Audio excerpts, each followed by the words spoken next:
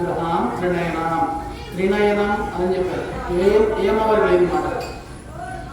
త్రినయని అంటే ఎవరికి 3 కళ్ళు ఉన్నాయంటే శివుడికి 3 కళ్ళు ఉంటాయి, లలితా త్రిపురసుందరికి 3 కళ్ళు ఉంటాయి. 3 కళ్ళు ఉండవు, ఇంకెవరికి ఉండవు. ఈ అమ్మవారి దగ్గర ఉంటే ఆయన వేసుకోడు శివుడు. ఈ అమ్మవారి యొక్క తేజస్సు భూమి భరించలేకపోతుంది. ఆవిడ పిలిచి త్రిమూర్తులు పిలుస్తుంది, పిలిచి ఈ విధంగా అడుగుతారు అనమాట.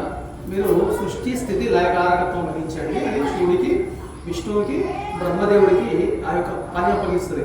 అప్పగిస్తే శివుడు ఒక షరతు పెడతాడు. ఈ యొక్క 3 కళ్ళు ఉన్నాయి కదా మీకు, ఈ 3 కళ్ళు మీకు ఉండడం అనేది సవ్యం కాదు. ఎందుకంటే భూమి భరించదు. స్త్రీ ఎప్పుడు కూడా శాంతంగానే ఉండాలి. ఎప్పుడైతే ఆవిడకు ఉద్రేకమైనటువంటి స్థితి వస్తుందో, ఎప్పుడైతే ఆవేశం వస్తుందో అప్పుడు భూకంపమే. భయంకరమైనటువంటి ప్రకృతి విలయతాండవం. అందుకే ప్రకృతి స్త్రీతో పోలుస్తారు, ప్రకృతిని స్త్రీతో పోలుస్తారు. కారణం అది. అంటే ఎంత స్త్రీ రూపాలు ఎంత శాంతంగా కనబడుతుందో. ఇప్పుడు చూడండి, ఒకప్పుడు వర్షం అంటే చాలా ఫీల్ ఉండే, వర్షం అనే పాటలు వచ్చింది, వర్షం సినిమా వచ్చింది, అన్నీ ఉన్నాయి. ఇప్పుడు వర్షం అంటే చిరాకు అవుతుంది. వర్షం అంటే నిజంగా నాకు తెలిసి హైదరాబాద్లో ఉన్న వాళ్ళకైతే విపరీతమైనటువంటి కోపం వస్తుంది. పర్టికులర్ ఐటీఎం ఐకియా వెళ్ళే వాళ్ళందరికీ కూడా మంట పడుతుంది వర్షం. ఆ వర్షం అంటేనే విరక్తి పుట్టేంత వర్షం పడుతుంది. అంటే ప్రకృతి మనము సౌమ్యంగా ఉన్నంతసేపు అది స్త్రీ రూపం కలిగి ఉంటుంది, సౌమ్యంగా ఉంటుంది. ఎప్పుడైతే ప్రకృతికి మనం హాని చేయడం మొదలు పెడతామో ఆ ప్రకృతి విలయతాండవం చేసేటువంటి శక్తి కూడా కలిగి ఉంటుంది. అందుకని మీరు చూడండి, ప్రకృతి విలయాలలో భాగంగా వచ్చేటువంటి వరదలు కానివ్వండి, తుఫానులు కానివ్వండి, ఇలాంటివి. రెండోది భూకంపాలు, అగ్నిపర్వతాలు వేయడం, ఇట్లాంటివి కూడా మీరు చూస్తుంటారు. మరి ఆ విధంగా ఈ యొక్క తల్లి రూపం ఏదైతే ఉందో, మీరు అమ్మ అన్నంతసేపు ఆవిడ మిమ్మల్ని చాలా ప్రేమగా పరిపాలిస్తుంటుంది. కనుక ఆడది అని చూసారు అనుకోండి, ఆవిడ ఎంత చేయాలో చేస్తుంది. అక్కడ పక్కన ఫోటో కనబడుతుంది చూడండి, ఆవిడను నేను రేపు చెప్తా, ఆవుతున్నా రేపటి కోసం.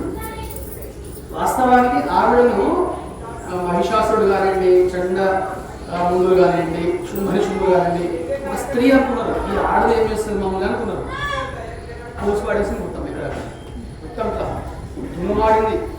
ఆ యొక్క యుద్ధంలో ఆవిడ యొక్క విలయతాండవం చూస్తే రేపు వర్ణిస్తారు. నేను చెప్తాను, రేపు చెండి పెద్ద గొప్ప గొప్ప యాక్షన్ సినిమాలు మనకు అంత బాగుంటుంది. అద్భుతమైనటువంటి విలయతాండవం ఉంటుంది తల్లిది. ఆవిడను ఆడది అనుకుంటే, లేదు అమ్మ అని పిలిచారు అనుకోండి, ఎంత ప్రేమలు పెట్టాలనుకుంటుంది.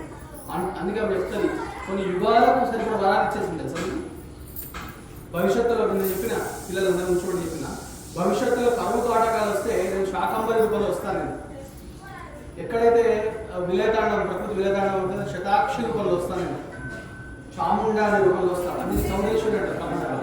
కర్ణాటకలో చౌడేశ్వరి, చాముండా అట్లా అంటుంటారు.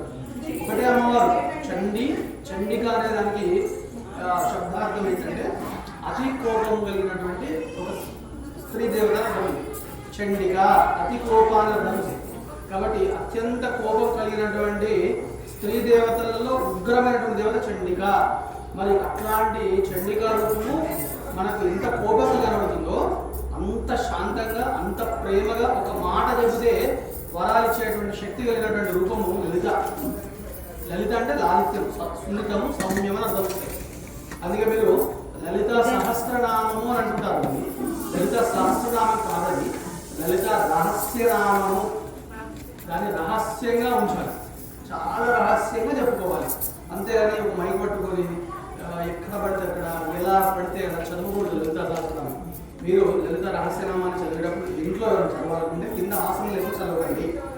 కింద ఆసనం వేసుకోండి. పుస్తకాన్ని చేతిలో పెట్టుకొని చదవద్దు.